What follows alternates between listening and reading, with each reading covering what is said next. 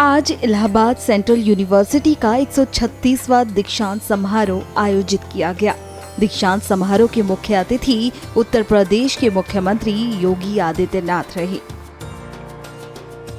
इस दौरान हिंदी के नामचीन साहित्यकार और चर्चित कवि कुमार विश्वास को दीक्षांत समारोह में सीएम योगी द्वारा सम्मानित किया गया। सीएम योगी ने कुमार विश्वास को मानद उपाधि से सम्मानित किया। इसके साथ ही मुख्यमंत्री योगी आदित्यनाथ ने मेधावी छात्रों को मेडल वितरित किए। दीक्षांत समारोह के अवसर पर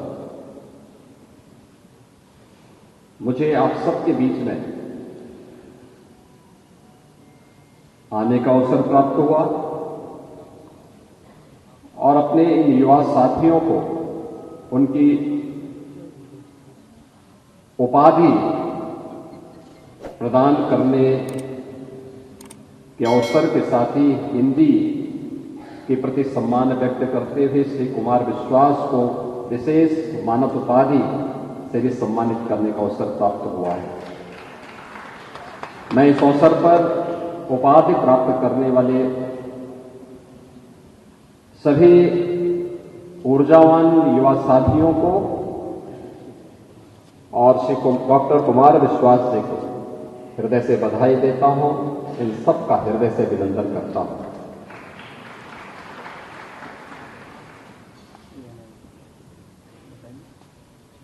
इलाहाबाद विश्वविद्यालय अपनी प्रतिष्ठा के लिए जाना जाता है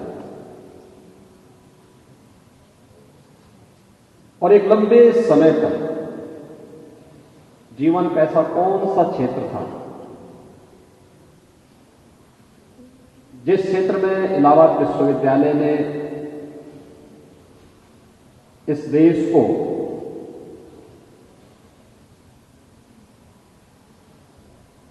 उच्चतम स्तर से लेकर के जीवन के विभिन्न स्तरों पर कार्य करने के लिए एक ऊर्जावान पीढ़ी न प्रदान की हो। सार्वजनिक जीवन में सेवा का क्षेत्र हो, साहित्य का क्षेत्र रहा हो,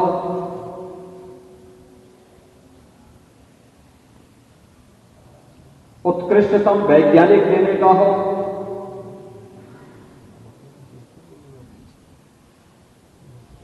देश की न्यायिक सेवाओं में उच्चतम न्यायालय से लेकर के जनपद न्यायालय के न्यायिक अधिकारियों की एक लंबी श्रृंखला देने का कार्य रहा हो।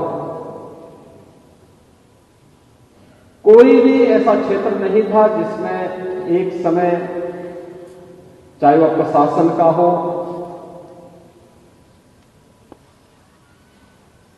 जिसमें ज्वाइंट मजिस्ट्रेट से लेकर के कैबिनेट सेक्रेटरी तक प्रतिनिधित्व इलाहाबाद विश्वविद्यालय करता हुआ दिखाई देता है। लेकिन समय की गति होती है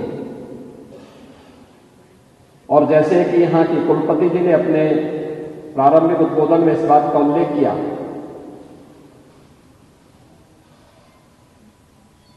क्या कभी इलाहाबाद विश्वविद्यालय ने इस बात का चिंतन किया कि कौन सी ऐसी परिस्थितियां हैं, क्या हम समय के उस प्रवाह के साथी बन पाए? क्योंकि कालचक्र तो किसी का इंतजार नहीं करेगा,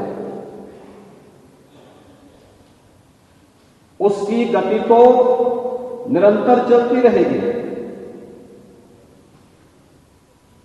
और अगर हम उस गति से 10 कदम आगे बढ़कर के चलते हैं तो समाज, देश और दुनिया हम सब का अनुसरण करती है और अगर हम उससे पीछे हैं तो हमें पिछलग्गू होने के लिए मजबूर होना पड़ता है। ये व्यक्ति पर निर्भर करता है कि वह अपनी गति को समय के प्रवाह के साथ आगे बढ़ाने का कार्य कर रहा है और उसको अपना अनुसरण करने के लिए मजबूर कर रहा है या फिर उसको पिछलको बनकर के अपने को पिछड़ा घोषित करना है। और कहीं ना कहीं इसी द्वंद्व का शिकार इलाहाबाद विश्वविद्यालय कहीं तो अवश्य बना होगा। लेकिन इन सभी विपरीत परिस्थितियों और झंझावतों के बीच भी